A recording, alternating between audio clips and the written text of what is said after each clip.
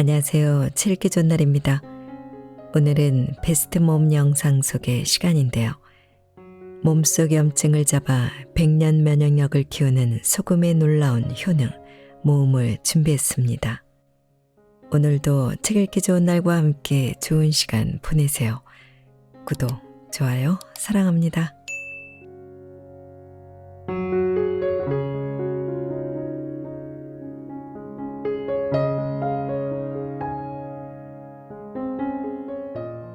(60대) 제이 씨는 당뇨로 식이요법과 규칙적인 운동으로 혈당 관리를 해왔는데 언제부턴가 약을 써도 혈당이 조절되지 않아 온몸에 붓기가 있었고 잠을 자도 개운하지가 않았습니다. 소금의 중요성을 알고부터는 하루 2번 정도 소금차를 마셔 몸을 따뜻하게 하고 부족한 염분과 수분을 보충해 주었습니다. 그 후로는 본인도 깜짝 놀랄 만큼 혈당 조절이 잘 되었고 붓기가 빠지자 몸도 가벼워졌습니다. 우리는 지금까지 짜게 먹으면 몸에 안 좋다고 알고 있었는데요. 병원, 학교, 공공기관, 대중매체에 이르기까지 나트륨 유해성으로 인해 소금은 건강에 저 질병의 원흉이 되어 버렸습니다. 하지만 소금은 인체의 필수 성분으로서 소금이 없으면 숨을 쉴 수도, 근육을 움직일 수도, 음식을 받아들일 수도 없습니다.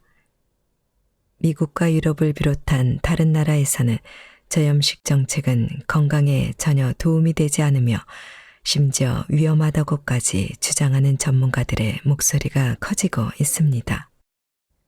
또한 소금 섭취량을 인위적으로 제한한다는 것이 과학적으로 타당하지 않고 무엇보다 현실적으로 불가능하다는 주장에 설득력을 얻고 있습니다.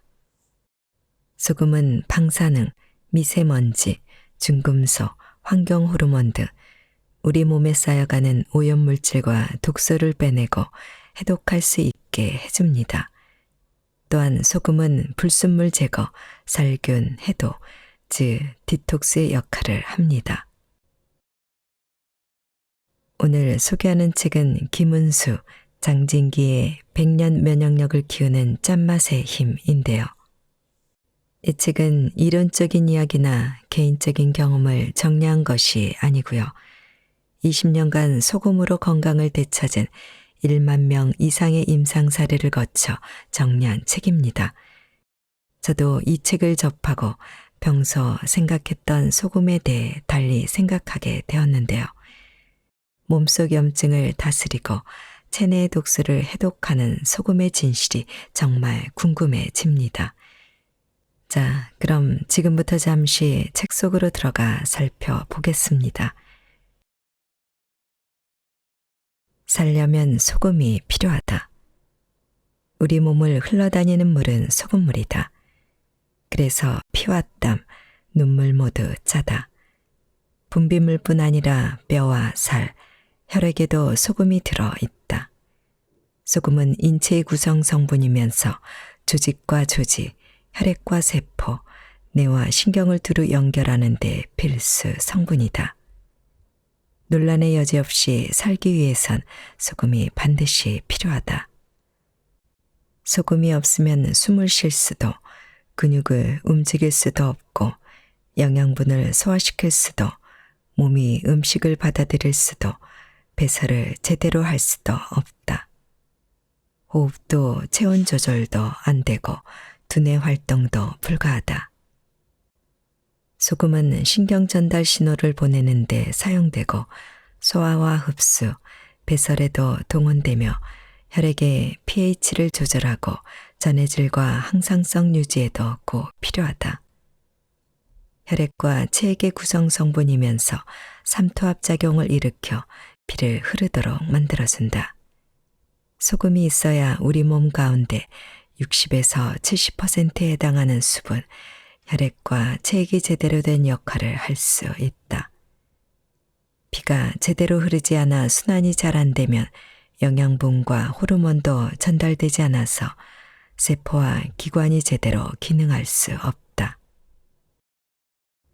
그럼 왜 의사들은 소금을 처방하지 않는 걸까? 방식은 다르지만 이미 오래전부터 병원에서는 소금을 쓰고 있다. 사실 소금을 가장 많이 쓰는 곳이 바로 병원이다. 먹어서 보충하는 방식이 아니라 정맥에 직접 주사하는 방식으로 아픈 사람이 병원을 찾을 때 가장 많이 맞는 수액이 바로 생리식염액, 즉 소금물이다. 기초수액은 특별한 약물이 들어있는 것이 아니라 염화나트륨 용액이다. 가장 많이 쓰는 0.9% 생리식염액은 1000ml 중 염화나트륨의 함량이 9g이다. 생리식염 용액에는 생리는 혈액 농도와 같은 삼투압을 지닌다는 의미고 혈액 중에 녹아있는 여러 물질의 용도와 가장 비슷한 상태로 만들어진다. 용도에 맞춰 포도당이나 아미노산 등 영양분을 첨가해 제조하지만 기본은 염화나트륨 용액이다. 수액을 맞고 난 뒤 기운이 나고 컨디션이 회복되는 것은 수액 안에 있는 특별한 약물 때문이 아니다. 수분과 체액이 보충되고 혈액순환이 고르되어 피가 잘 통하고 기분, 즉 기의 분할이 좋아지기 때문이다. 수액 자체로 어떤 양리작용을 해서라기보다 전해질과 나트륨 농도가 맞아 피가 돌면서 노폐물을 짜내고 독소가 배출되어 생기를 되찾는 것이다. 인체의 근육과 신경, 모든 세포는 정기적 신호로 정보를 생산하고 전달한다. 전해질 이상이 오면 몸속에 미세한 전류가 흐를 수 없어 신경자극 전달이 되지 않는다. 자동차에 연료를 가득 채워도 배터리에 정기적 자극 없이는 움직일 수 없다. 건강에 좋다는 것을 잘 챙겨 먹어도 소금이 빠지면 생체 전기가 부족해져 기운이 없고 극도로 피곤해지고 무기력해진다. 고맙게도 우리 몸은 소금이 부족해지면 다양한 신호를 몸의 주인에게 보내준다. 구토, 어지럼증, 두통, 구역질, 무기력, 신경 이상, 염증, 통증, 가려움증, 저리거나 굳는 증상, 땀 조절과 열 조절 이상, 뇌활동 이상, 근육 이상, 가스가 차고 더부룩함, 하품, 구취, 구린내와 썩은 내를 비롯해 지독한 냄새 등 다양한 정신적 육체적 문제가 나타난다. 소금과 물이 많이 부족하면 전해질 이상이 생기면서 생체 전기의 흐름이 끊기는 위험한 상태가 될 수도 있다. 병원에서 응급 환자에게 식염수를 주사하고 수술 도중에도 주입하는 것은 수술 도중 쇼크를 막기 위해서다. 소금이 건강에 해롭다고 하면서 소금물을 가장 많이 쓰는 곳이 바로 병원인 셈이다. 이는 물과 소금이 생명을 영유하는 데 얼마나 중요한 역할을 하는지 반증해준다. 짠마, 짜는 힘, 짜내는 기운. 피와 땀, 눈물처럼 우리 몸 안팎을 연결하는 구멍에서 나오는 분비물은 모두 짠맛이다. 짠맛은 짜는 힘, 짜내는 기운이다. 살다 보면 몸에 어떤 식으로든 찌꺼기가 쌓이기 마련이다. 묵은 감정, 응어리, 낡은 생각, 대사작용을 하고 남은 노폐물 등을 짜내야 살 수 있다. 눈물과 땀을 흘리지 않고 몸속에 쌓아두면 결국 썩을 수밖에 없다. 신장과 방광에서 소변으로 짜내고 땀, 눈물, 콧물, 분비물로 짜내야 살 수 있다. 중금속, 유독가스, 지방, 체내 독소, 오염물질 등 온갖 찌꺼기도 밖으로 짜내야 한다. 이런 낡고 탁한 것들을 몸 밖으로 잘 짜내려면 힘이 필요하다. 혈관을 통해 온몸 구석구석 산소와 영양분을 공급하고 쓰고 난 것은 회수해 밖으로 보내는 힘이 필요하다는 말이다. 짜낼 수 있는 힘, 짜는 힘은 짠맛이 지닌 힘이다. 몸에 짠맛이 부족하면 짜내는 힘이 약해져 피가 탁해지고 고이고 굳어 생기는 온갖 증상이 몸과 마음으로 나타난다. 나이 들수록 입맛이 짜진다고 하는데 이는 감각이 둔해져서만은 아니다.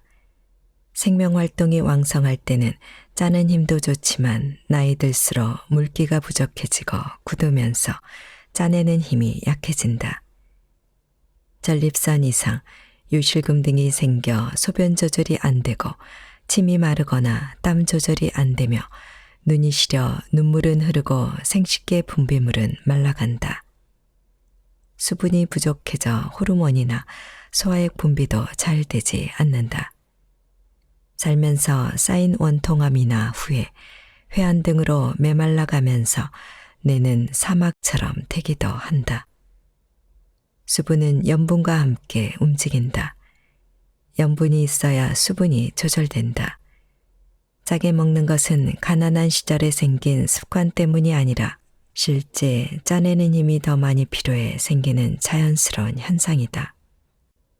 몸속 기관뿐 아니라 뇌에도 독소가 쌓이면 치매나 뇌혈관 질환이 생길 수 있다. 찌꺼기가 많아 점성이 높아진 혈액을 밀어내려면 혈압 역시 그만큼 높아질 수밖에 없어 나이가 들면 어느 정도 혈압이 높아지는 것이 자연스러운 현상이다. 짠맛이 들어가야 메말라가던 몸이 수분을 품을 수 있다. 소금은 물과 함께 찌꺼기를 짜내고 깨끗하게 정화시킨 혈액을 다시 몸으로 돌려 보낸다. 몸에 염분이 부족하면 물도 먹히지 않아서 수분을 충분히 섭취할 수가 없다. 억지로 수분 섭취를 한다고 해도 몸은 체액에 전해질 농도를 깨지 않기 위해 바로 물로 배출해버린다. 소변만 자주 마려운 것이다. 소금기가 부족하면 흐르지 못하고 고이고 굳어 썩는다. 몸속에 덩어리가 생기거나 괴사가 일어나기도 한다. 억지로 마시려고 해도 물이 잘 넘어가지 않는다. 소금과 물이 부족해지면 찌꺼기와 노폐물은 더 많이 쌓이고 혈관이 막히기도 한다. 정신적 스트레스도 혈관이 막힐 수 있는데 현대인은 혈관이 막히거나 심장박동 이상으로 목숨이 위태로워질 수도 있다. 몸속에 짱기운 염이 부족하면 염증이 된다. 위염, 대장염, 비염, 중이염, 전립선염, 치주염 등 부위를 달리하면서 이곳저곳에서 염증이 생긴다. 찌꺼기를 짜내고 새로워지지 못하면 흐르지 못하면 결국 죽은 것과 마찬가지다. 생명은 끊임없이 새로운 세포로 교체되며 그 어떤 것도 계속 그 자리에 머물러 있는 것은 없다. 분자 입장에서 보면 3개월 전의 나와 지금의 나는 다르다. 세포의 관점으로 보면 1년 전의 나와 전혀 다른 사람일지도 모른다. 끊임없이 흐르면서 새로워지고 생명답게 살려면 물과 소금의 힘이 반드시 필요하다. 이런 힘이 더 많이 필요해지면 입맛도 자연스럽게 짠맛을 찾게 된다. 소금은 자신을 녹여 모든 음식의 맛과 향, 빛깔을 살려준다. 자신은 녹아 없어지지만 다른 것들을 더 가치 있게 만들어준다. 소금은 물을 품을 수 있게 하고 물을 흐르게 한다. 물과 소금은 몸 구석구석을 돌며 영양분을 공급하고 찌꺼기는 회수하여 밖으로 짜내고 몸을 다시 깨끗하게 만든다.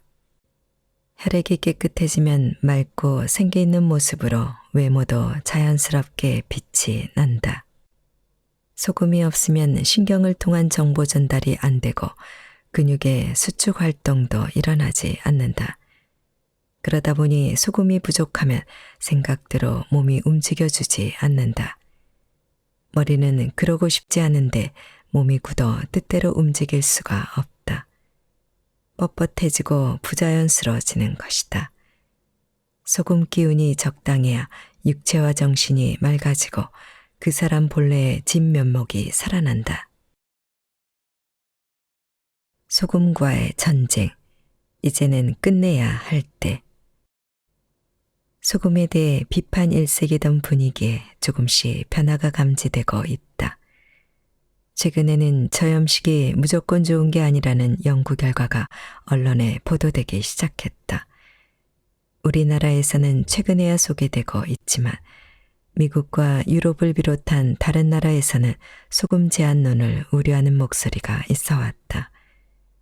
저염식 정책은 건강에 전혀 도움이 되지 않으며 심지어 위험하다고까지 주장하는 의료 전문가와 학자들이 점차 목소리를 높이고 있다.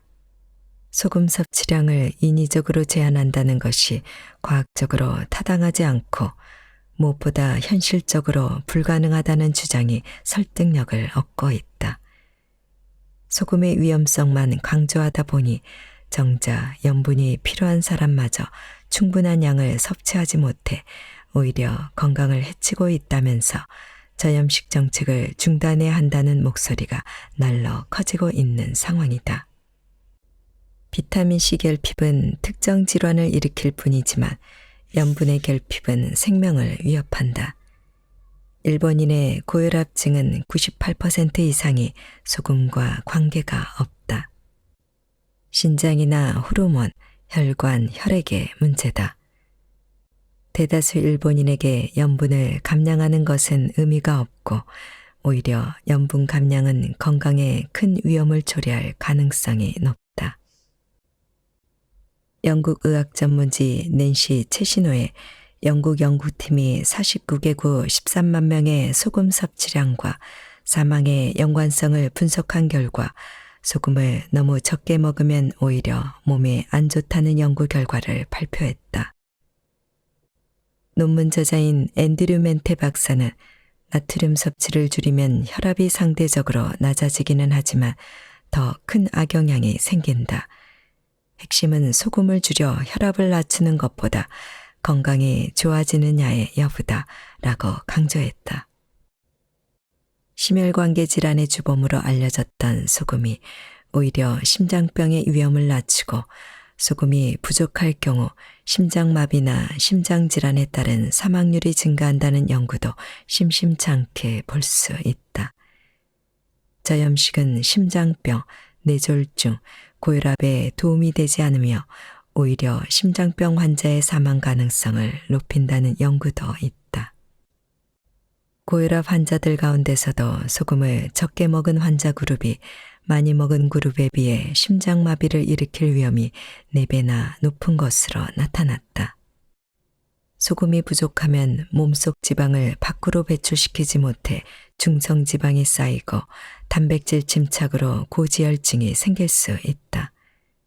그리고 당뇨 환자가 소금 섭취를 줄이면 심장질환으로 사망할 확률이 높아지며 조기 사망률도 높아진다고 한다. 저염식을 할수록 살이 찌고 당뇨병에 걸릴 확률이 높다는 하버드대 학교의 연구 결과도 있다. 국내 연구팀 역시 갑상선 환자들이 싱겁게 먹을 경우 전해질 균형이 깨져 위험해질 수 있음을 경고하면서 적당한 염분 섭취를 권장하고 있다. 이들은 갑상선암이나 당뇨병, 신장병 환자도 지나치게 싱겁게 먹는 것을 피하라고 강조한다.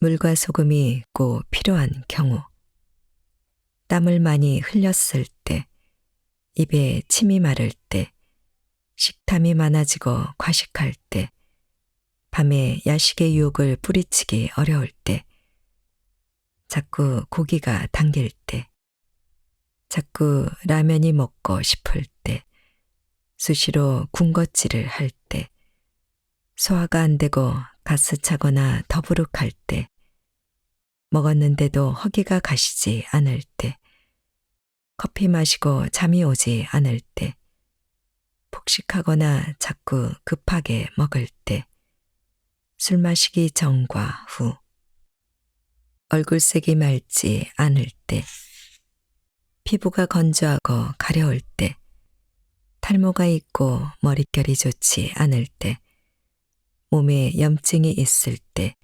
염증으로 열이 날 때, 여드름, 등드름 등 피부 트러블이 심할 때,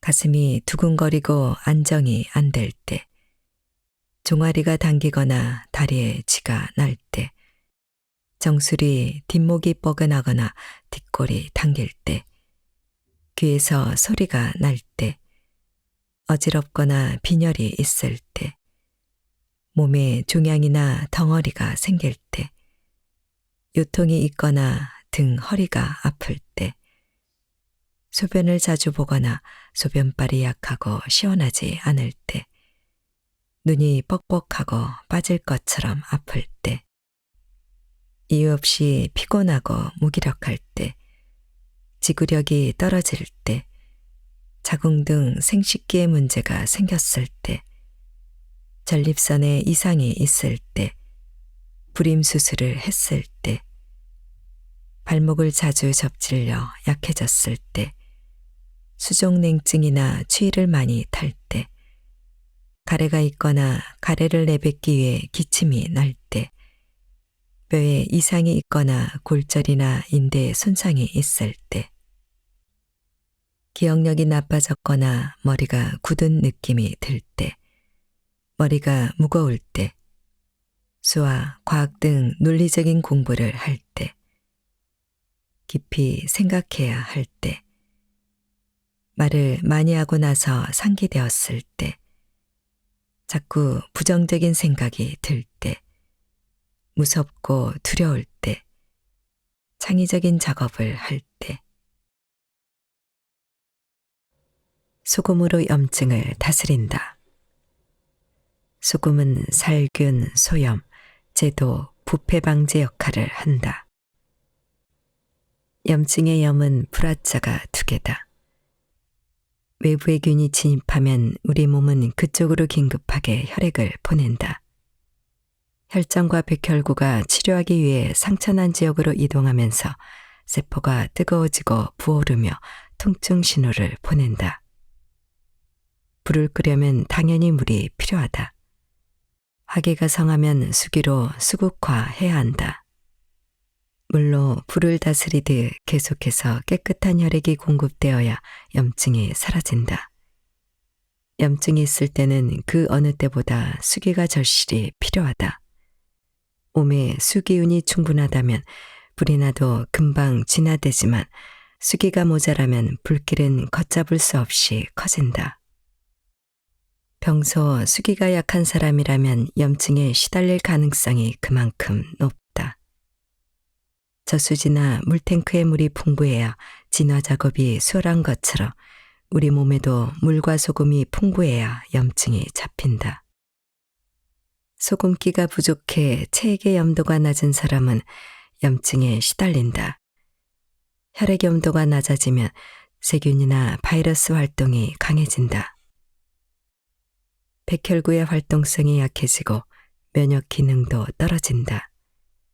모기한테 물려도 상처가 덧나고 크게 다치지 않았음에도 상처가 쉽게 아물지 않는다. 비염, 중이염, 결막염, 피부염, 위염, 인후염 등 몸 여기저기가 염증이 생긴다. 온갖 병명과 증상에도 병원에서는 항생제 또는 스테로이드를 처방할 뿐이다. 그러다 보니 항생제 내성과 스테로이드 부작용을 걱정하지 않을 수 없다. 소금으로 염증을 다스렸다는 기록은 여러 곳에서 나온다. 한의학 문헌에는 소금으로 고창병, 종기, 부스럼을 다스린다거나 독증을 제거하고 상처에 살이 나게 한다는 내용이 곳곳에 기록되어 있다. 최근 소금이 염증을 제어한다는 사실을 밝힌 흥미로운 연구 결과가 나왔다. 미국과 독일 공동연구진의 논문을 보면 소금이 인체에 침입한 세균을 물리치는 면역력을 기르는 데 기여한다는 내용이 나온다. 소금 섭취가 인체에 미치는 영향을 실험하던 도중 상처가 난 피부에 고농도의 소금이 축적된다는 것을 발견했다. 소금을 많이 먹인 쥐들이 세균 감염에서 빨리 회복되었고 소금을 적게 먹인 쥐들은 상처 부위에 고농도의 소금이 축적된다는 것이다. 연구진들은 인체는 감염된 피부로 소금을 보내 침입자를 물리치게 한다는 가설을 세우고 인간의 경우에도 감염 부위에 소금이 축적되는데 인체는 자신을 방어하기 위해 면역세포에게 소금을 공급한다라고 결론을 내렸다. 소금에서 살아남는 균은 없다. 동서양을 막론하고 전염병, 역병이 돌면 소금으로 막았다. 다치거나 찢어지고 베었을 때 소금을 먹거나 뿌리면 빨리 아문다. 잇몸이나 치아의 염증으로 통증이 심할 때도 소금이 도움이 된다. 여드름이나 종기, 뾰루지, 농, 아토피, 류머티즘, 간염, 결막염 등 모든 염증에는 소금이 필요하다. 간이 안 된 음식은 빨리 상하는데 간간하게 절여놓으면 잘 썩지 않듯 사람의 몸도 싱거우면 염증에 시달린다.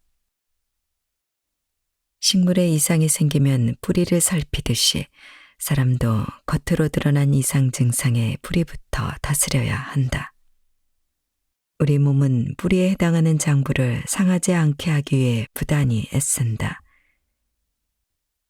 간이나 신장에서 미처 해독할 수 없는 것들은 밖으로 내보낼 수밖에 없다.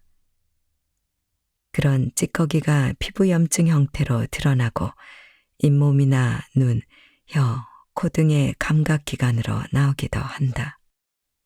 그처럼 짜서 밖으로 배출할 힘이 없을 때는 내부 어딘가에 노폐물을 쌓아둔다. 그러면 위염, 대장염처럼 몸속에 염증이 생기기도 하고 굳어 덩어리나 종양이 되기도 한다. 눈과 코, 입, 치아, 피부처럼 밖으로 드러난 부분의 염증부터 뼈와 힘줄, 장기까지 염증을 달고 사는 몸이 될 수밖에 없다. 모닥불이면 양동이 하나로도 쉽게 끌 수 있겠지만 집에 불이 나고 상과들에 불이 났다면 소방차가 몇 대씩 오고 헬기가 동원되어도 몇 시간, 며칠이 걸릴지 모른다. 염증의 심각성에 따라 필요한 소금과 물의 양은 당연히 다를 수밖에 없다. 염증이 있을 때는 생각보다 많은 양의 소금이 들어간다. 염증이 심하거나 만성염증에 시달리는 경우 음식으로 필요한 염분을 채우는 데 한계가 있다. 이때는 식사 외에 따로 소금이나 소금물을 먹어주는 것이 좋다. 평소 식사 외에 소금을 먹던 사람이라면 양을 더 늘릴 필요가 있다. 염증은 겉으로 보면 열감이 있어서 몸을 시원하게 해줘야 할 것 같지만 실제 몸속은 체온이 떨어져 있는 경우가 많다. 찬 것을 피하고 따뜻한 국물이나 소금차 형태로 마시고 몸을 따뜻하게 해주면 혈액순환이 좋아지고 땀과 소변으로 노폐물을 배출하는 능력이 좋아진다. 모든 염증에는 기본적으로 소금이 필요하지만 어디에 염증이 있는지에 따라 장기나 부위에 따라 추가해준다. 염증의 종류, 소금과 함께 추가로 먹으면 좋은 음식. 1. 목기, 간담, 결막염, 눈짓무름, 눈꼬, 인후염, 편도염, 고관절염, 아토피 피부염, 건선, 식도염. 소금 플러스 신맛, 레몬즙, 오이자, 깔라만시, 오렌지 주스, 발효식초, 팥가루 등. 2. 화기, 심장, 소장, 얼굴 여드름, 혀 갈라짐, 혓바늘, 다래끼, 눈충혈, 광대뼈 뾰루지, 가려움증, 팔꿈치 관절이나 날개 죽지, 견갑골 부위의 염증이나 통증. 소금 플러스 쓴맛, 쑥차, 수수, 민들레, 다크 초콜릿, 커피. 3. 토기, 비장, 위장, 위염, 무릎 관절염, 트고 갈라진 입술, 수족구, 이마 여드름, 소금 플러스 단맛, 마스코바도 원당, 유기원당, 조청, 기장, 식혜. 4. 금기, 폐, 대장. 콧물이 줄줄 흐르는 비염, 대장염, 콧물 감기, 물집이 생기고 진물이 흐르는 피부염, 맹장염, 손목염증. 소금 플러스 매운맛, 생강차, 계피차, 얼큰한 국물, 고추장, 현미, 율무. 5. 수기, 신장, 방광, 중이염, 지렴, 전립선염, 등드름, 방광염, 신우염, 지류성 피부염, 건염, 발목 주변 염증, 족저근막염.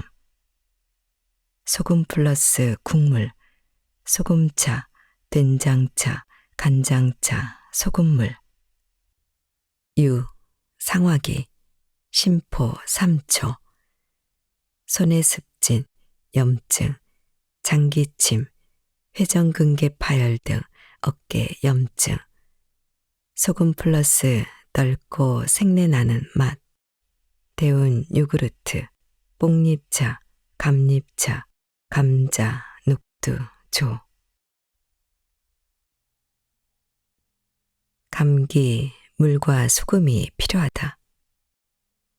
몸이 냉하면 면역 기능이 약해져 염증이 잘 생긴다.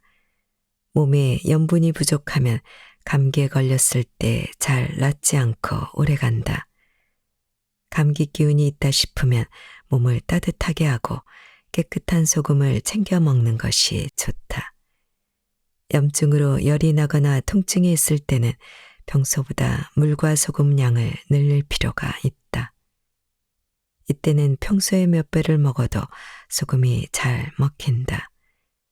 감기 예방 차원에서 소금 양치를 하고 비염의 경우 소금물로 코 청소를 하는 등 바르거나 뿌리는 방법도 도움이 되지만 소금을 먹어 몸속에서부터 면역력을 기르는 것이 더 근본적인 해결 방법이다. 자주 염증에 시달리는 사람은 질 좋은 소금을 구해 평소에도 꾸준히 먹는 것이 좋다. 된장국이나 미역국, 콩나물국 등에 소금이나 조선간장을 타서 뜨겁게 먹고 땀을 내줘도 좋다. 물과 소금을 충분히 보충해주고 몸을 따뜻하게 해주면 염증이 더는 진행되지 않아서 회복이 빠르다. 그렇지 못할 경우 콧물, 코막힘, 가래 같은 증상이 심해져 기관지염, 중이염, 폐렴 등으로 진행될 수 있다. 몸을 따뜻하게 해서 땀을 내고 수분을 보충할 때도 맹물보다 간간한 소금물을 마시면 탈수를 예방할 수 있다. 대표적인 3가지 감기와 소금 활용법. 1. 목감기, 소양감기. 목이 쉬거나 아프고 부음, 가래 섞인 기침, 근육통, 한열 왕래. 소금과 함께 새콤한 음료, 오미자, 유자차, 레몬차, 모과차, 오렌지 주스를 마신다. 요구르트를 뜨겁게 데운 뒤 식초를 약간 타서 마신다. 목도리, 스카프 등으로 목을 보호한다. 2. 코감기, 양명감기, 살통, 콧물, 재채기, 코막힘. 소금과 함께 설탕이나 꿀을 넣은 달달한 생강차를 마시는데 코감기에는 매운맛도 필요하다. 고춧가루를 넣은 얼큰하고 칼칼한 콩나물국이 좋다. 마스크를 착용하여 따뜻하고 습도가 적당한 공기를 몸속으로 넣어준다. 3. 몸살 감기, 태양 감기, 두통, 요통, 삭신이 쑤시고 눈이 뻐근하고 땀 조절이 제대로 안 됨. 소금과 함께 커피 또는 된장국, 조선 간장차, 미역국을 먹는다. 체온이 떨어지면 염증이 취약해지고 면역력도 약해진다. 어떤 감기 등 공통적으로 소금을 잘 챙겨 먹고 땀을 내줘 냉기를 빼준다. 땀이 나면 땀구멍이 열린 상태이므로 다시 냉기가 들지 않도록 땀을 잘 닦아주고 젖은 옷은 갈아입는다. 소금 양치. 아침 저녁 소금으로 양치하면 살균 작용 효과를 볼 수 있다. 소금만으로 구석구석 닦거나 치약과 같이 사용해도 좋은데 충치를 예방하고 잇몸을 보호할 수 있다. 양치한 뒤 소금물로 가글을 하거나 평소 소금물을 스프레이통에 넣어 필요할 때 사용하는 것도 좋다. 식후 양치를 하기 어렵다면 소금 알갱이나 가루를 입에 넣어 침으로 녹여 먹으면 입안이 깔끔해진다. 머리 감기, 두피 마사지. 머리 감을 때 소금물을 이용하면 각질과 비듬 제거, 보습, 탈모, 습진에 도움이 된다. 고운 소금으로 마사지하듯 문지른 뒤 물로 헹구거나 소금물로 헹구는 것도 괜찮다. 소금물을 분무기에 담아 두피에 뿌려주면 가려움증이 가시거나 습진을 예방할 수 있다. 소금 목욕. 소금 목욕의 효과는 널리 알려져 있고 이를 응용한 제품도 많다. 각질이나 부종, 건선, 피부염, 상처가 없을 경우에 효과적인데 염도 20%의 짬바다인 사해는 해마다 전 세계에서 피부병 환자들이 효과를 보기 위해 찾는 것으로 유명하다. 소금은 기름기와 먼지, 노폐물을 흡착해 떨어뜨리는 역할을 한다. 또한 소염과 향균 작용, 보습에도 도움이 된다. 따뜻한 물에 소금을 녹여 몸을 담그는 것도 좋고 고운 소금으로 마사지를 하고 씻어내는 것도 괜찮다. 몸이 부을 때, 특히 다리가 부었을 때 소금으로 목욕하거나 족욕을 하면 피곤이 풀리고 붓기도 가라앉는다. 미인의 대명사인 양귀비와 클레오파트라도 목욕할 때 소금을 사용했다고 전해진다. 소금 세안. 고운 소금이나 죽염을 손에 놓고 물을 떨어뜨려 개어준다. 그리고 얼굴에 문질러 준 뒤 씻어낸다. 세안할 때 마지막 헹굼에는 물에 소금 한 숟갈 정도를 넣어 녹인 뒤 그 물로 얼굴을 두드려 흡수시켜준다. 소금 스프레이. 목이나 벌레 물린 곳에 살짝 발라주거나 스프레이를 만들어 뿌려주면 가려움증이 가시고 상처가 덧나지 않는다. 좌요. 지렴이나 방광염, 치질이 있거나 생리와 출산 이후 소금으로 자욕을 하면 도움이 된다. 좌욕기를 써도 되고 끓인 소금물을 식혔다가 좌욕해도 괜찮다. 소금 조교. 발이 피곤하거나 각질이 있거나 무좀이 생겼거나 발냄새가 심할 때 소금 족탕을 하면 좋다. 따뜻한 물에 소금을 풀고 식초를 약간 타서 담그면 염증과 각질이 줄어들고 피부도 부드러워진다. 소금 커피. 원두를 볶거나 내릴 때, 커피를 마실 때 소금을 약간 넣어주면 커피의 쓴맛이 부드러워지고 향이 살아난다. 숙취 해소. 술을 마시기 전이나 마시고 나서 소금을 먹으면 술의 불기운, 즉 화기를 다스려 숙취 해소에 도움이 된다. 술은 강력한 화기로 확산시키는 성질이 있어 몸속 수분이 빨리 고갈되기 때문에 물과 소금이 더 필요하다. 평소 소금을 꾸준히 먹으면 숙취로 고생할 일도 없고 과음도 하지 않게 된다. 소금과 물은 뗄래야 뗄 수 없는 관계다. 물이 먹히지 않는데 의식적으로 많이 마시려고 애쓰는 사람이 많다. 세계보건기구의 물 권장량은 1.5리터이고 소금 권장량은 5g이다. 우리 몸의 혈중 염도인 0.9%를 기준으로 두고 단순 비교를 해도 농도가 전혀 맞지 않는다. 1.5리터 기준이면 12.5g, 최소 10g 이상 되어야 염도가 맞는다. 저염식을 하면서 물까지 많이 마시면 체액의 염도를 맞추느라 우리 몸은 이뇨작용을 통해 수분을 소변으로 배출하게 된다. 물을 많이 마셨더니 화장실만 자주 가더라는 상황이 되는 것이다. 물과 소금이 부족한 상태에서 커피, 녹차, 음료 등을 많이 마셔도 이뇨가 심해진다. 이런 경우 물을 아무리 많이 마신다 해도 몸에서 보유할 수 없어 오히려 만성탈수 상태가 될 수 있다. 노동이나 운동으로 땀을 흘리는데 염분 보충 없이 물만 많이 마시면 위험하다. 입안이 마른다고 맹물을 마시면 금방 입이 마르고 입술이 건조해져 침을 바르면 입술만 튼다.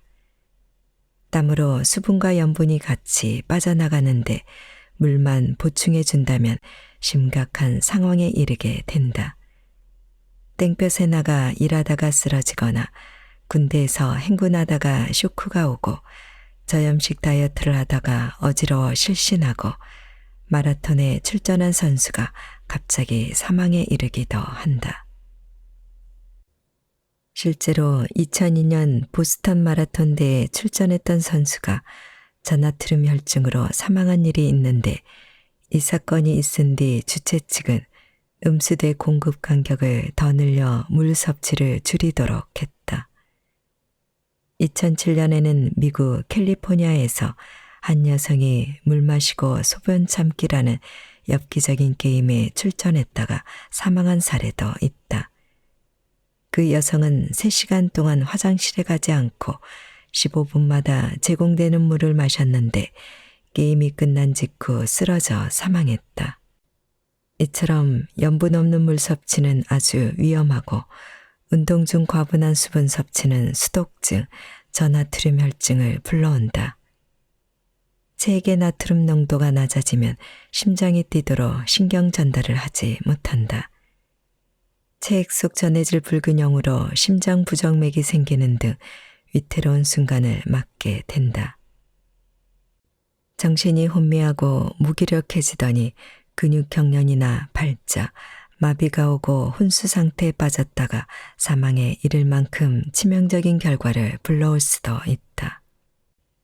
평소 당기지 않는데도 건강이나 미용을 위해 물이나 차를 억지로 마시면 몸에서 소화액이 묽어지고 몸이 냉해지고 무거워진다.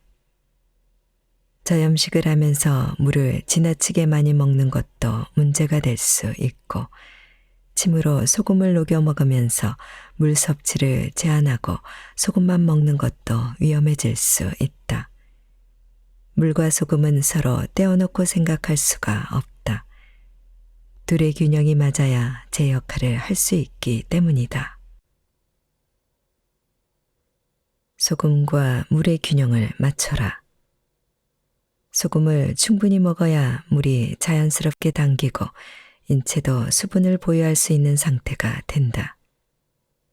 염분이 부족한 사람은 온종일 물이 당기지 않고 과일도 먹히지 않는다. 최소한의 체액과 혈액을 가지고 그것에 최적화되기 위해 에너지를 아끼다 보면 일, 공부 등 생산적인 활동에 몸을 쓰지 못하게 된다. 그래서 방어적이고 소극적인 상태가 되고 몸이 늘 무겁고 무기력해질 수밖에 없다. 염분 섭취가 부족해 물을 거의 마시지 않던 사람이 소금을 먹으면 자연스럽게 물을 찾게 된다. 거들떠보지 않던 과일도 먹게 되고 차나 음료도 마시게 된다. 그러면서 말라있던 입안이 침이 생기고 땀이 나고 소화가 잘 되고 안구 건조가 없어지고 피부가 좋아지는 등 수분 부족으로 생긴 문제가 해결된다. 물은 생명의 근원으로 정말 중요하지만 소금 없이 물만 마시면 위험하다. 그럼에도 물과 과일은 많이 먹으라고 하면서 소금은 적게 먹으라고들 한다. 운동할 때나 외출할 때 소금물을 타서 나가는 것도 좋고 소금을 잘 챙겨 나가 물이나 음료와 같이 먹는 것도 좋다. 물 500ml 기준으로 티스푼 2개 정도면 1%의 염도가 된다. 농도는 자신에게 맞춰 조절하면 된다. 이온 음료 등에 소금을 타서 마시는 것도 괜찮은 방법이다. 먹는 양은 그날의 날씨나 운동량, 활동량, 체질에 따라 개인별로 차이가 있으므로 스스로 적당량을 찾아야 한다. 물과 소금이 혈액순환을 시킬 수 있지만 혈액 안에 실어나를 수 있는 다른 영양분이 부족하다면 어떻게 될까? 물과 소금이 아무리 중요하다고 해도 기본적인 영양 섭취가 안 된 상태라면 균형이 깨질 수밖에 없다. 물과 소금으로 혈액량이 늘어나거나 혈액이 묽어질 수 있지만 다른 영양분인 미네랄이 부족해 체액의 적정한 농도를 유지하지 못하면 장기가 운동을 멈출 수도 있다. 이때 다른 영양분은 음식물을 통해 얻을 수 있는데 음식물 가운데서 곡물은 필수 영양소를 고루 갖춘 좋은 원료다.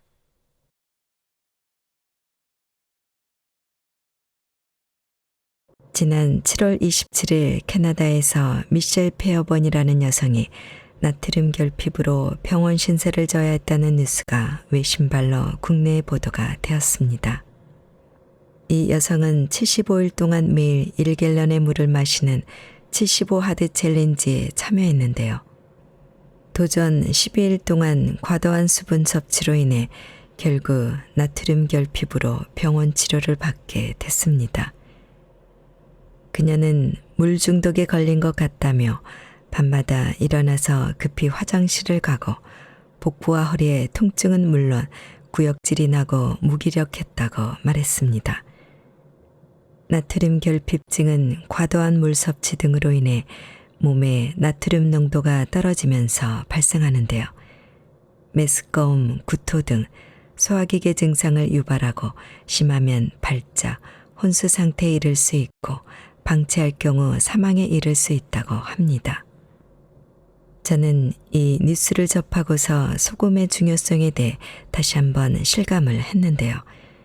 지금부터는 제가 실제 소금물 섭취를 한 내용을 알려드리겠습니다. 우선 인터넷 쇼핑몰에서 가정용 염도 측정기를 구입했는데요. 가격은 2만 원 이하에서 구입했습니다. 소금물을 마시기 전 평상시 제 몸의 염도를 측정해 보니 0.7이 나왔습니다. 정상적인 우리 몸의 염도 수치는 0.9에서 1.2라고 합니다. 그러니 저는 정상 수치보다 조금 낮은 상태였습니다. 책에서는 500ml 기준으로 티스푼 2개 정도 넣으면 1%의 염도가 만들어지는데 농도는 자신에 맞게 조절하면 된다고 나와 있습니다. 저는 머그컵에 소금을 손으로 조금 집어서 넣고 소금물을 만들었는데요. 맛은 조금 짭짤한 정도였습니다. 마침 집에 10년 정도 된 천일염이 있어서 이 소금을 사용했습니다. 천일염을 사용할 경우 불순물이 있으므로 5년 이상 간수를 뺀 천일염을 사용해야 합니다. 저는 평상시에 싱겁게 먹고 물을 거의 잘 안 마시는 편이었는데요. 소금물을 하루에 한 컵 정도만 먹고 염도를 재보니 1.2에서 1.7까지 올라왔습니다. 염도가 1.5를 넘어가니 손이 조금 붓는 것 같았습니다. 소금물을 먹고 효과가 있었는데요. 제 몸의 변화에 대해서는 오해의 소지가 있어 말씀드리지 않겠습니다. 여러분들께서도 대충 짐작으로 소금물을 하루에 몇 컵씩 마시지 말고 꼭 가정용 염도 측정기로 매일 자신의 염도를 측정해 보세요. 염도 측정 방법은 플라스틱 컵에 소변을 받아서 측정하시면 몇 초 만에 바로 수치가 나옵니다. 그리고 우리 몸의 정상적인 염도 수치는 0.9에서 1.1을 꼭 기억하세요. 염도에 따라 내 몸의 변화를 관찰하시고 너무 높아 부기가 생기면 줄이고 낮으면 소금물을 드시면 됩니다. 그런데 사람에 따라 염도 수치와 소금물 먹는 양은 다를 수 있습니다. 저는 현재 염도 0.9에서 1.5를 유지하고 있습니다. 지난번 영상 짠맛의 힘에 여러분들이 많은 관심을 보여주셨는데요. 실제로 소금물을 마시고 효과를 보았다는 댓글부터 손발이 부었는데 어떻게 해야 하나 등 궁금한 점들을 많이 문의하셨습니다. 오늘은 여러분들이 가장 궁금해하시는 사항들 위주로 책의 내용을 알려드릴 텐데요. 1. 세계보건기구의 나트륨 섭취 공고량을 무시해도 되나? 2. 소금 섭취는 고혈압을 유발할 수 있는데 괜찮나? 3. 소금물 사용법과 주의사항은? 4. 소금물 섭취 후 몸이 부었는데 어떻게 해야 하나? 5. 어떤 소금을 먹어야 하느냐입니다. 그리고 여러분께 꼭 당부드릴 말씀이 있는데요. 영상에서 소개하는 책의 내용은 일부분입니다. 여러분들이 궁금해하시는 사항들은 거의 책에 실려 있습니다. 따라서 더 자세한 내용은 책을 참고해 주세요. 마지막으로 여러분의 건강은 본인의 생각과 판단으로 선택하여야 하며 결과에 대해서도 본인 스스로 책임져야 함을 꼭 인식해 주세요. 오늘 영상도 소금에 대한 중요한 내용이 많으니 끝까지 꼭 시청해 주세요. 나트륨 1일 권장량은 정말 권장할 만한가? 세계보건기구에서 정한 권장량 소금 5g, 나트륨 기준 2g은 적합할까? 1일 섭취 권장량 자체가 과학적 근거가 부족하다는 비판도 많다. 소금 섭취 권장량의 근거가 된 연구가 소규모의 단기 임상 실험 결과를 기준으로 한 것이라서 논란의 여지가 있다는 비판을 받고 있다. 2005년 나트륨 저감화 가이드라인을 정하고 많은 단체에 영향을 주었던 미 의학학술원조차도 최근 연구에서 하루 섭취량 2300mg 이하가 건강에 좋은지 과학적 근거가 부족하다는 보고서를 내놓았다. 소금의 하루 필요량에 대해서는 의견이 분분하다. 사실 아프리카 사람과 극지방 사람, 주로 육식을 하는 사람과 채식 위주인 사람에게 똑같은 양의 염분 섭취를 권장하고 있다. 그러나 기후와 토질 등 자연 환경과 먹는 음식에 따라 사람마다 소금 섭취량이 달라야 한다. 추운 지역은 땀을 많이 흘리지 않아서 상대적으로 소금이 많이 필요하지 않다. 소금기가 많은 물고기를 주식으로 하는 에스키모인은 소금을 따로 먹지 않는다. 반면 땀을 많이 흘리는 더운 지역에 사는 사람들은 염분 섭취가 많은 편이다. 추워서 열량이 많이 필요한 지역에 사는 사람들은 당연히 지방 섭취가 많다. 이렇듯 사는 지역의 풍토와 생활 양식에 따라 필요한 것을 필요한 만큼 먹어야 한다. 일본과 포르투갈 사람들은 지역에 따라 하루 20에서 30g 이상의 소금을 먹는 사람도 있다.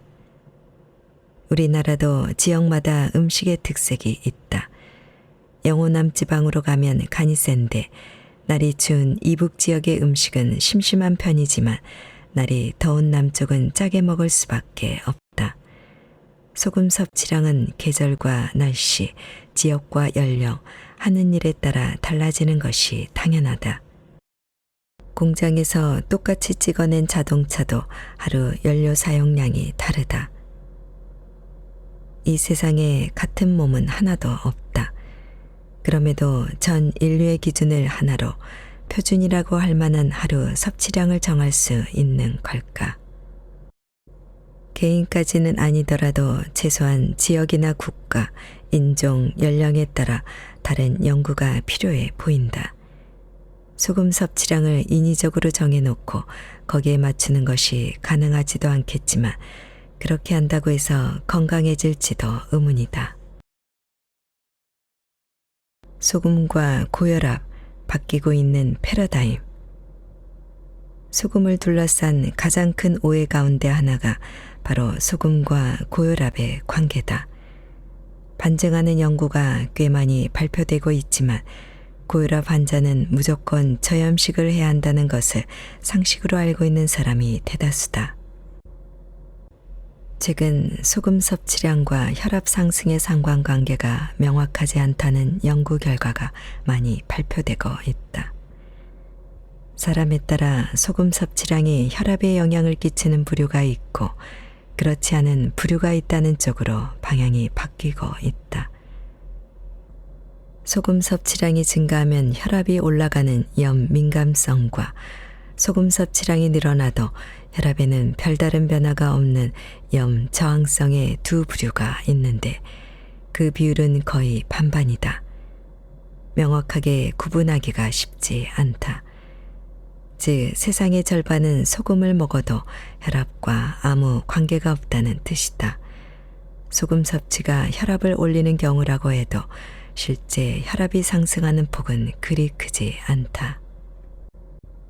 동국대 심장혈관센터 이무영 교수는 소금과 고혈압 관련 논문들을 분석한 결과 나트륨 1g 소금 기준 2.5g을 섭취하면 수축기 혈압 0.9mm HG가 올라간다고 했다. 소금 3g을 더 먹는다고 해도 혈압은 겨우 1mm HG 오른다.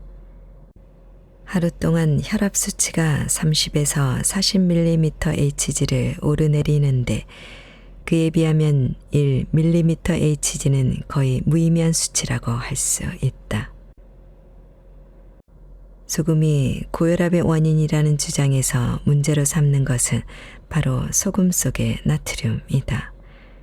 학계에서 나트륨은 인간이 살아가는 데 없어서는 안 되는 필수 미네랄로 그 중요성에 대해서는 이견이 없지만 소량만으로도 충분하다고 말한다. 즉 조금만 먹어도 되는데 과하게 섭취해서 문제가 생긴다는 것이다. 다시 말해 나트륨의 삼투압작용으로 혈관 속 혈액량이 증가하면 심장은 많아진 혈액을 밀어내느라 혈압이 높아진다는 의미다.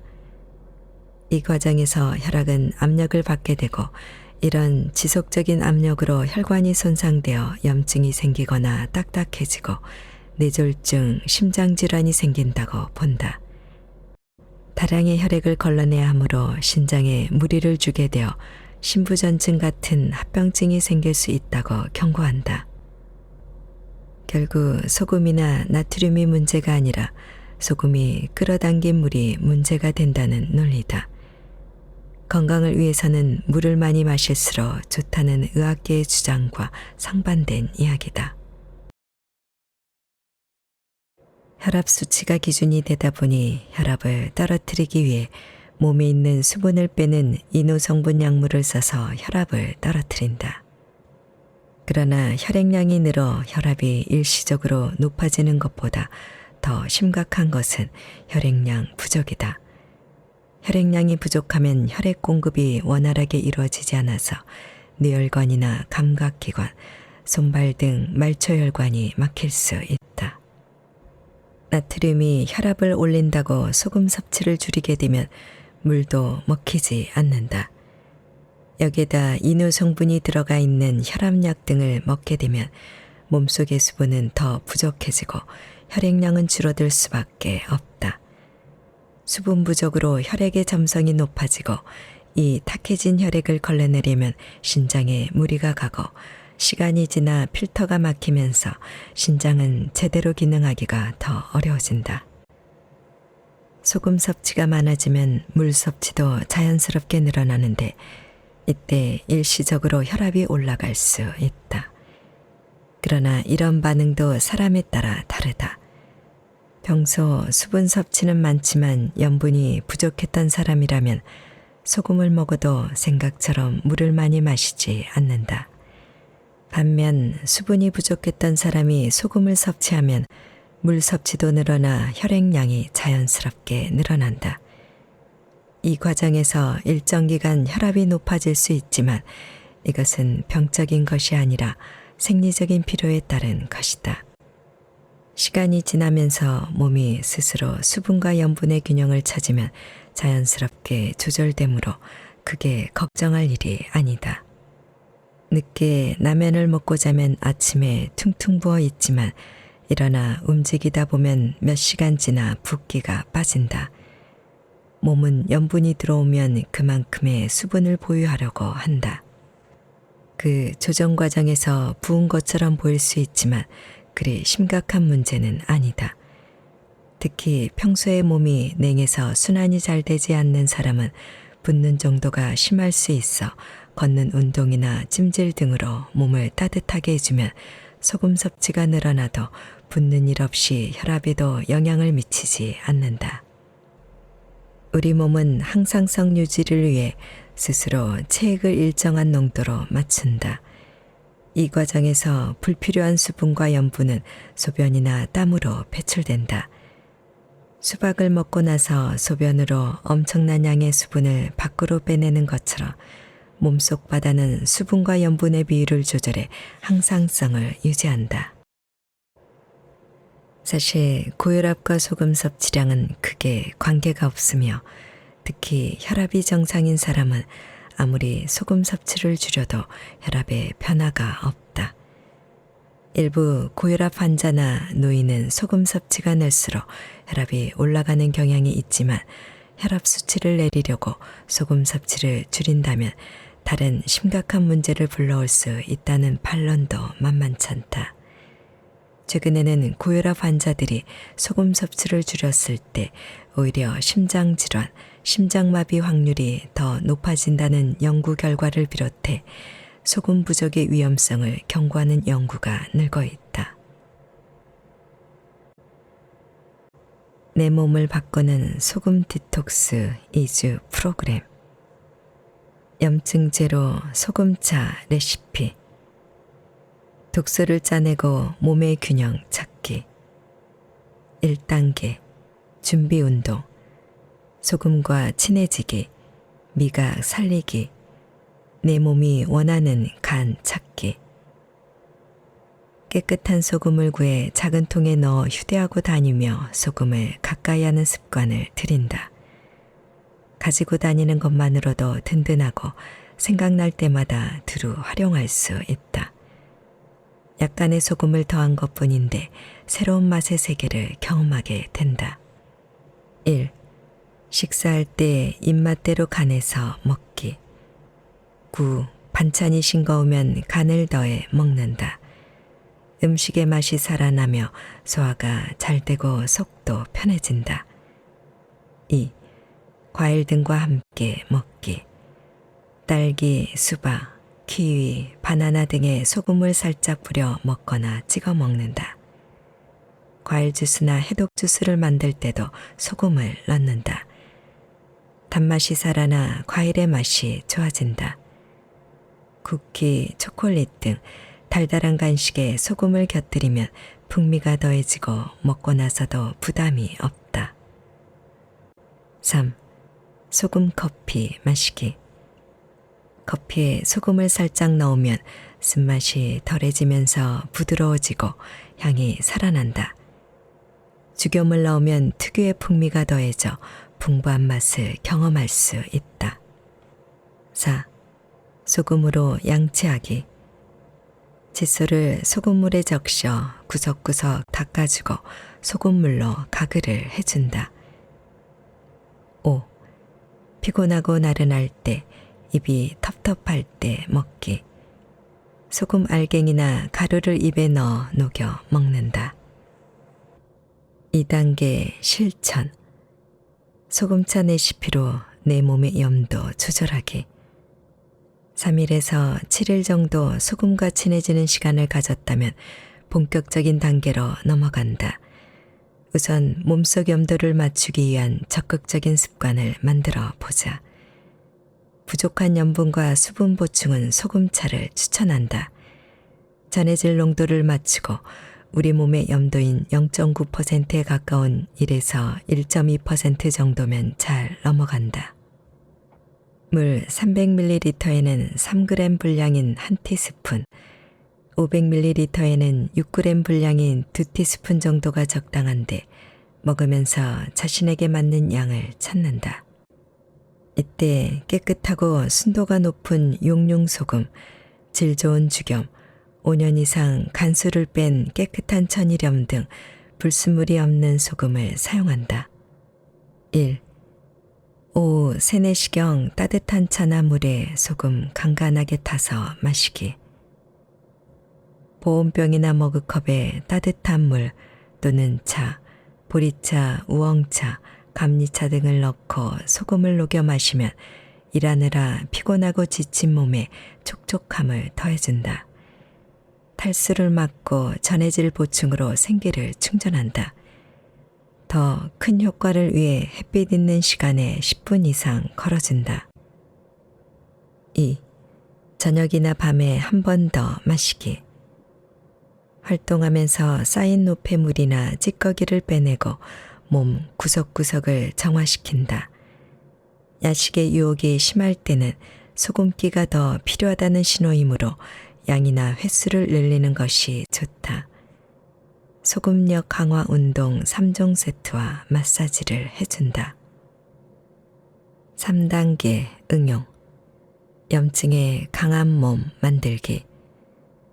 건조하고 탁했던 일상에 윤기와 활기가 돌기 시작하면 이제 염증에 강한 몸을 만들어 보자. 소금량을 늘려 소금차나 소금물 형태로 마신다. 500ml 물병이나 보온병에 보리차 또는 생수를 넣고 5에서 6g의 소금을 녹인다. 가지고 다니다가 오후에 목이 마를 때 마신다. 하루 2병 정도 마셔준다. 소금을 털어놓고 주스나 물로 삼키는 방법도 괜찮다. 하루 2번에서 시작해 필요에 따라 3, 4번으로 늘려 나간다. 물 섭취는 목이 마를 때마다 충분히 해준다.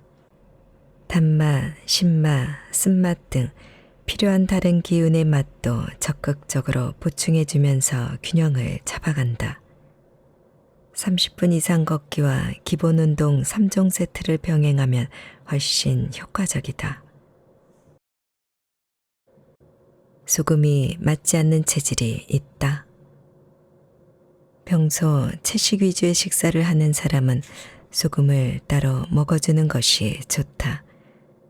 뇌로 가는 혈류량이 많은 사람, 머리를 많이 쓰는 수험생이나 연구원, 땀을 많이 흘리는 일을 하는 사람, 활동량이 많은 사람도 소금이 더 필요하다. 심장이나 위장이 약한 사람은 소금과 물이 지나치면 몸이 힘들어질 수 있다. 심장의 불길이 약한 상태인데 강력한 수기운인 물과 소금이 들어가면 심장이 꺼지지 않으려고 더 격하게 뛸 수 있다. 그렇다고 소금을 안 먹어도 된다는 건 아니다. 심장을 영양하는 것이 먼저이고 위장을 먼저 살려놓는 것이 우선이다. 똑같은 사람이라도 소금이 더 필요하거나 덜 필요한 상태가 있을 수 있다. 또한 어제는 필요했지만 오늘은 소금보다 다른 기운의 맛이나 음식이 더 급한 경우도 있다. 여기서 잊지 말아야 할 것은 균형을 맞추는 일이다. 소금을 먹기 전에 먼저 해야 할 일이 있다. 바둑에서 수가 중요하듯 모든 일에는 선우가 있다. 먼저 둬야 할 것이 있고 나중에 둬야 할 것이 있다. 음식을 먹을 때나 요리할 때도 어떤 것을 먼저 넣느냐에 따라 맛이나 질감이 달라진다. 식사 외에 따로 소금을 먹는 사람도 마찬가지다. 몸에서 물과 소금을 필요로 하지만 현재 받아들일 수 있는 상태가 아닐 수도 있다. 이때는 소금이 필요하다고 해도 자연스럽게 받아들일 수 있는 몸 상태를 만드는 것이 먼저다. 소금이 필요하다고 느끼지만 막상 먹어보면 흡수가 안 되는 사람이 있다. 소금이 좋다고 해도 몸 상태를 살피지 않고 먹으면 몸이 힘들어질 수 있다. 물과 소금은 양분을 이동시키고 분해하고 흡수시키는 역할을 하지만 그것 자체가 영양분은 아니다. 기본이 되는 영양분인 주식을 잘 챙겨 먹지 않거나 다른 맛이나 영양의 조화를 생각하지 않고 소금과 물만 열심히 먹는 것은 바람직하지 않다. 물과 소금은 모든 생명체를 살리는 데 필수 요소이지만 다른 영양분, 다른 기운의 맛과 조화가 필요하다. 소금은 기본적으로 밀어내는 성질이 있어 과하다 싶으면 개워낸다. 소금의 치사량은 300에서 350g으로 알려져 있다. 라면 175봉지, 한 개당 평균 2g의 소금이 있음. 식후에 배가 부르거나 공복감이 심하면 배에서 잘 흡수하지 못해 토하거나 설사를 하기도 한다. 그러므로 식전이나 식후는 피하는 것이 좋다. 음식물을 소화시킬 수 있는 새콤달콤한 것을 먹고 조금 있다가 먹으면 편안하게 소화시킬 수 있다. 소금을 먹을 때 특히 주의해야 할 몇 가지 경우를 살펴보자. 첫째, 몸이 냉한 경우다. 자면 굳고 따뜻하면 풀린다. 자연현상이 그렇듯 사람의 몸도 마찬가지다. 따뜻하면 풀려 피가 돌지만 차가우면 굳어 수축되고 혈액이 제대로 돌지 못한다. 몸이 냉한 사람은 수분 흡수가 잘 안 되는데 차갑고 단단한 땅에 물을 부으면 겉돌고 스며들지 못하는 것과 같다. 짜게 먹으면 흡수가 되지 않아서 겉돌고 붓는 느낌이 난다. 열이 나지 않으니 땀을 흘리지 않고 목마름도 거의 느끼지 못한다. 그렇다고 소금과 물을 먹지 않으면 점점 더 굳어 심각한 상황에 이르게 된다. 이때는 냉기를 빼가면서 소금과 물을 먹어야 제대로 흡수할 수 있다. 매일 배에 곡식찜질을 하거나 족탕, 반신욕을 하고 낮 시간에 햇빛을 보면서 30분 이상 꾸준히 걷는다. 처음에는 된장이나 조선간장을 타서 따뜻한 국물을 먹거나 소금차로 먹는 것이 좋다. 장아찌, 치즈 등 소금 발효식품을 잘 활용한다. 이른 오전부터 소금을 먹거나 차가운 생수에 타서 소금물 형태로 먹으면 몸이 식으면서 부작용이 심해진다. 그러므로 오후 이후 간간하고 먹기 좋은 농도의 소금차를 먹는 것이 좋다. 둘째, 긴장감이 심한 경우, 간담이 약한 경우다. 간담이 약하면 과도한 긴장 상태에 돌입하게 된다. 이때 급한 마음에 소금을 먼저 먹으면 흡수가 잘 안 된다. 울렁거리거나 구역질이 나고 두통이 생길 수도 있다. 굳은 상태는 물기를 받아들이기 어렵기 때문에 간담 기운을 보하는 새콤달콤한 거, 고소한 맛을 먼저 먹어주는 것이 좋다. 간담이 약한 사람은 평소 동치미 국물, 냉면 육수, 메밀 육수처럼 시고 짠 음식이나 간장조림, 데리야키 소스처럼 고소하고 짭짤한 음식을 좋아한다. 이런 사람은 레몬즙이나 새콤한 과일즙, 오미자, 산수유차나 청 등으로 간담을 풀어주고 소금을 먹으면 흡수가 잘 된다. 고소한 맛을 좋아하는 경우 참기름, 들기름, 견과류도 좋고 깨소금으로 만들어 먹어도 좋다. 간담 경락이 지나가는 옆구리, 모, 고관절 등을 잘 풀어주고 족탕이나 발 마사지 등으로 긴장감을 풀어주는 것도 좋다. 셋째, 위장이 약한 경우, 얼굴이 누렇고 속이 울렁거리는 경우다. 짜게 먹거나 소금을 먹고 나면 앞니마가 띵하고 몸이 축 늘어지며 입에 침이 고이면서 구토가 나오는 사람이 있다. 위장이 약한 사람은 위장이 너무 풀려 연동 운동을 못하고 무기력한 상태여서 몸이 무겁고 만사가 귀찮고 행동도 느려진다. 이때 소금이 들어가면 반발작용이 나타난다. 속이 쌓으면서 위로 또는 아래로 쏟아낼 수 있다. 이때는 소금을 먹기 전에 단맛이 나는 꿀이나 설탕, 사탕 등으로 위장을 보호해야 한다. 약해진 위장과 위경락이 지나가는 무릎을 단단하게 해놓으면 굳은 기운을 풀기 위한 연한 소금의 기운을 잘 흡수할 수 있다. 넷째, 얼굴만 붓거나 벌게지는 증상이 나타나는 심장이 약한 경우다. 화기운이 심장이 약하면 얼굴이 붉은 편이고 새끼손가락이 저리고 어깨가 자주 아프다. 평소 얼굴 쪽으로 열이 오르다 보니 얼굴에 땀이 많다. 격렬하게 움직이지 않아도 숨이 차거나 심장이 두근거리고 두통이 생기거나 얼굴이 땡땡 부어올라 깜짝 놀라기도 한다. 이때 곡식으로는 수수가 좋고 커피나 녹차, 쑥차, 초콜릿, 고들빼기처럼 쓴맛 나는 것으로 심장을 영양하는 것이 먼저다.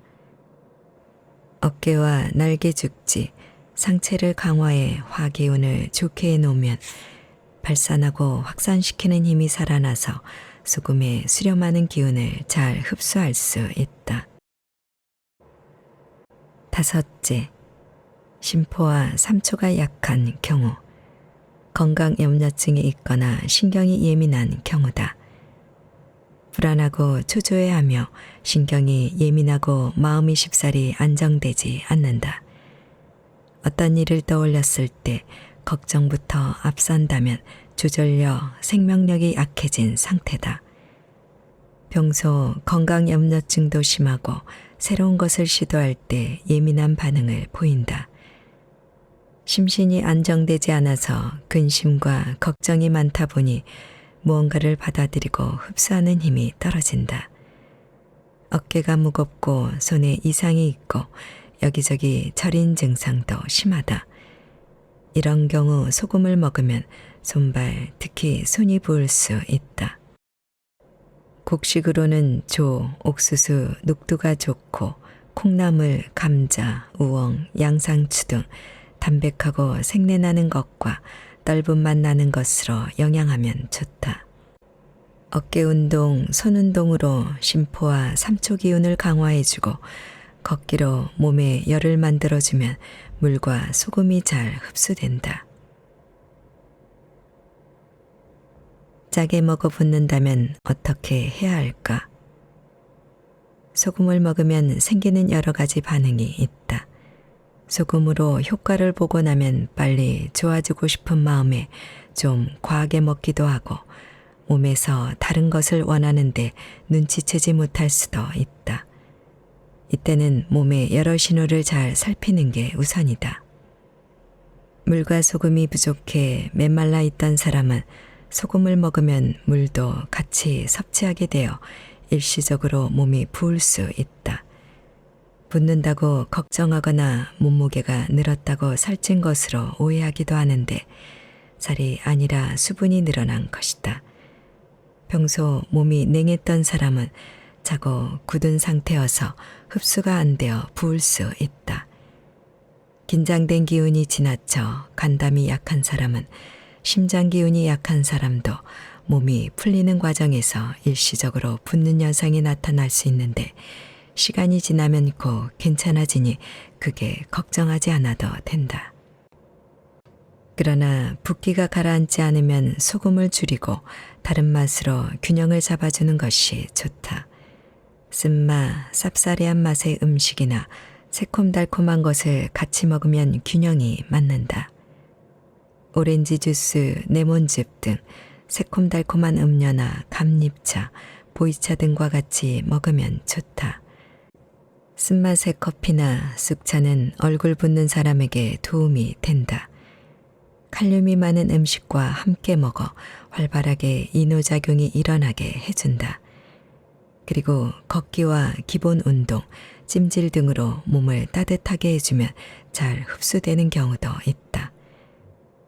평소 푸석푸석하고 부어있는 사람의 경우 소금을 먹으면 불필요한 노폐물과 수분이 빠지면서 얼굴선이나 몸 라인이 정리되어 생기있고 날렵해 보인다. 반면 사람 먼저 보는 것이 소원이라던 사람은 메말랐던 몸에 염분과 수분이 채워지면서 오히려 보기 좋게 살이 오른다. 앞서 말했듯 소금을 먹을 때 심장이나 위장이 약한 사람, 간담이 약해 흡수력이 떨어지는 사람은 주의해야 한다. 그렇다고 해서 절대 먹으면 안 된다거나 저염식을 해야 하는 것은 아니다. 먹는 순서와 방법, 먹는 양이 좀 다를 뿐이다. 소금에 특정 미네랄 성분이 많이 들어있으면 음식의 맛이 미묘하게 달라진다. 간수의 주성분인 마그네슘이나 칼륨이 많으면 쓴맛이 나고 염화나트륨 함량이 높으면 깨끗한 짠맛이 난다. 몸에 치명적이거나 건강을 해치는 것이 아니라 특정한 맛과 식감이 달라질 뿐이다.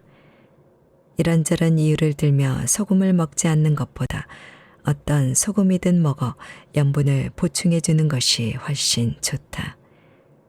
소금이 과해 생기는 문제보다 소금을 먹지 않거나 염분이 부족해 생기는 문제가 더 심각하기 때문이다. 소금이 필요할 때 잘 먹고 다시 균형을 잡으려면 몸과 자연의 순환 원리를 알아두면 도움이 된다. 결국은 균형의 문제다. 균형을 잃을 때, 치우쳐 있을 때 건강이 깨진다. 소금 섭취도 결국은 균형을 잡기 위한 것이고 그 기준은 각자의 상태에 따라 다르다. 그렇다면 어떤 소금이 좋은 소금일까? 시중에 나와 있는 소금의 종류가 너무 많아서 어떤 것을 먹어야 할지 혼란스러울 것이다. 자연이나 청정을 내세우며 천일염을 강조하는 소금도 있고 특정 식품이나 추출물을 첨가한 기능성 소금도 있다. 모두 짠맛이 나지만 먹어보면 미묘한 맛의 차이가 있고 실제 용도와 효과도 조금씩 다르다. 그러나 소금을 먹는 가장 큰 이유는 단맛이나 신맛이 아니라 짠맛 때문이다. 재료의 맛을 잘 살릴 수 있는 깨끗하고 순수한 짠맛이 필요해서다. 소금은 가공 방법에 따라 몇 가지 종류로 나눌 수 있다. 천일염, 정제염, 암염, 용융소금, 죽염 등은 우리가 쉽게 접할 수 있는 소금이다. 인류는 오랜 시간 자연 환경에 맞춰 다양한 방식으로 소금을 취해왔다. 호수염, 암염으로 소금을 취하기도 하고 호주나 프랑스의 일부 지역에서처럼 대규모 천일염 방식으로 소금을 얻기도 한다. 기후나 음식 문화에 따라 필요한 방식으로 발달해 왔기 때문에 어떤 소금이 더 좋거나 나쁘다고 말할 수 없다. 그 지역 특유의 풍토에 따라 만들어진 미량의 입자는 서로 다른 빛깔과 맛을 만들어낸다. 또한 입자의 굵기에 따라 재료에 침투되고 반응하는 정도가 제각각이고 사용했을 때 음식의 풍미도 달라진다. 그래서 요리하는 사람은 다양한 소금을 구비해 놓고 용도에 맞게 선택해 쓴다. 음식에 넣는 소금 외에 건강을 위해 따로 소금을 먹는다면 좀 더 세심하게 고를 필요가 있다. 소금과 물은 깨끗할수록 좋다. 미네랄이 많다거나 특수한 성분이 들어있는 소금보다 불순물이 제거된 깨끗하고 순수한 소금이 좋다. 건강한 사람은 그게 문제가 되지 않지만 건강이 깨진 사람은 흡수력이 약해 소금의 종류에 따라 크게 영향을 받는다. 불순물이 충분히 제거되지 않은 소금을 먹으면 소금 외의 것을 걸러내야 하기 때문에 물도 많이 먹히고 흡수의 어려움을 겪을 수 있다. 또한 체질이나 기질, 그 사람의 상태에 따라 소금 먹는 것보다 먼저 해야 할 일이 있다. 간담이 약해 몸이 굳어 있거나 위장이 약하거나 몸이 냉해서 흡수율이 떨어지는 사람은 소금 흡수가 안 되기 때문에 선우를 잘 살펴 먹어야 한다. 다음은 우리가 쉽게 접할 수 있는 소금의 종류다. 자염. 바닷물을 가두어 수분을 증발시키고 10시간 이상 끓여 가스와 불순물을 날린다. 입자가 곱고 염도가 낮고 쓴맛과 떫은 맛이 없다. 천일염전이 만들어지기 이전부터 있어온 우리나라의 전통 제염법이다. 자염에 대한 기록은 여러 문헌에서 찾아볼 수 있다. 현지에서는 화렴, 화염이라고도 한다. 그러나 함수를 끓이는 연료인 땔감 공급이 어렵고 비용이 많이 들어 쇠퇴할 수밖에 없었다. 전북 고창이 유명했으며 현재 충남 태안에서 생산하고 있다.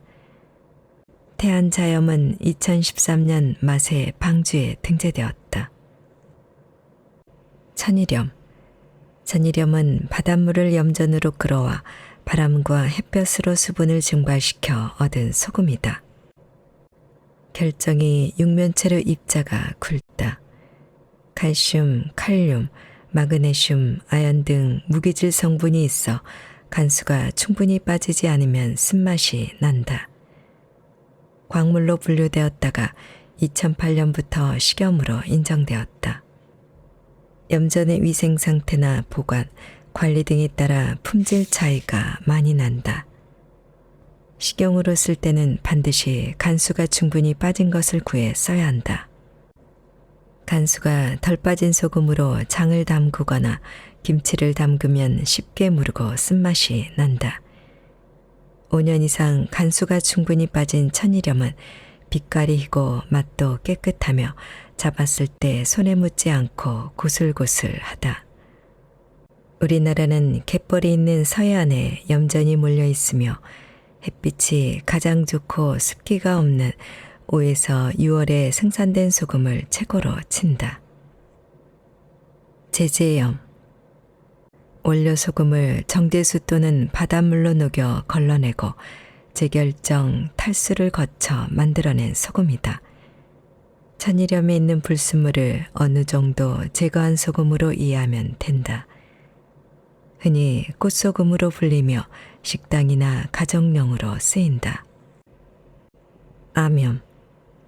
전 세계에서 생산하는 소금 중 3분의 2 이상을 차지할 정도로 가장 흔한 소금이다. 수백만 년 전 바닷물이 증발해 생긴 것으로 석탄처럼 캐내거나 땅속에 있는 소금은 물을 넣어 녹인 뒤 끌어올리기도 한다. 남아메리카를 비롯해 미국, 영국, 독일, 중국 등 많은 나라가 암연을 생산한다. 지질에 따라 회색, 청색, 붉은색 등 여러 가지 색깔을 띠며 지역에 따라 품질의 편차가 크다. 호수염. 고대 바다와 육지의 지각 변동으로 염호가 생겨난 뒤 오랜 기간 수분이 증발해 소금만 남은 호수에서 생성되는 소금이다. 호수염도 자연 건조를 통해 결정된 소금을 생산하고 가공, 판매한다. 안데스 호수염, 잉카 소금이 유명하다. 용융소금. 정제염을 고온의 열처리로 끓이고 녹여 불순물을 제거한 소금이다.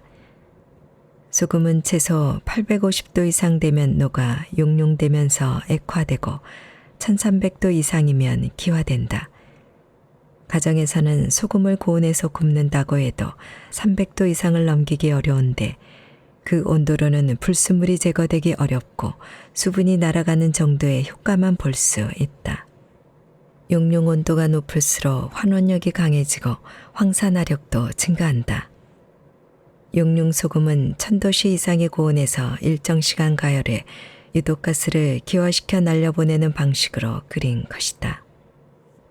날아가지 않은 불순물을 아래쪽으로 가라앉히고 윗부분을 냉각해 분리시킨 뒤 투명한 윗부분을 분쇄에 사용한다. 중금속, 무기미네랄, 불순물이 제거되어 순도가 아주 높은 소금이다. 미세한 입자는 몸에 들어갔을 때 바로 이온화되기 때문에 흡수가 빠르다. 다른 물질이나 조직에 침투하고 결합하는 힘이 좋아서 빠르게 효과가 나타난다. 죽염. 대나무 속에 천일염을 넣고 황토로 입구를 막아 800도 이상에서 구워내는 소금이다. 특히 구해죽염은 마지막 구해 때 1300도가 넘는 온도에서 녹여 액체 형태를 만든다. 고온에서 구우면 불순물을 기화시켜 순도를 최대치로 높일 수 있다. 이 과정에서 불순물은 제거되고 황토, 대나무 성분이 녹아들어가 단순한 짠맛이 아닌 죽염 특유의 맛과 향이 난다.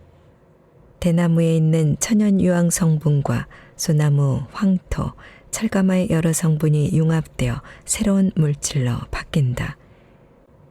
이래서 2에 구운 것부터 9에 구운 것까지 색상과 품질에서 차이가 난다. 사실 질 좋은 죽염으로 국이나 반찬에 간을 하면 다른 조미료 없이도 맛이 풍성해지고 풍미가 살아난다. 알갱이와 분말 형태가 있는데 침으로 녹여 먹어도 좋고 물에 타서 먹는 것도 괜찮다. 죽염수를 만들어 요리, 양치, 목욕, 피부, 모발 관리 등 다양한 용도로 사용하기도 한다. 인류는 다양한 방식으로 소금을 얻어왔는데 가장 중요한 목적은 순수한 소금을 얻기 위해서였다. 소금은 중금속과 수분을 흡착시키는 성질이 있어 가공하지 않는 형태 그대로 취하기는 어렵다. 또한 산업화로 오염이 심해지면서 원수인 바닷물 자체가 예전 같지 않고 토양도 오염되어 소금에서 불순물을 제거하는 과정이 더 중요해졌다. 그러나 어떤 소금이 좋냐 나쁘냐를 따지느라 소금 섭취를 꺼리는 것보다 어떤 소금이든 용도에 맞는 것을 골라 충분히 먹는 것이 건강한 몸을 만드는 데 훨씬 유익하다.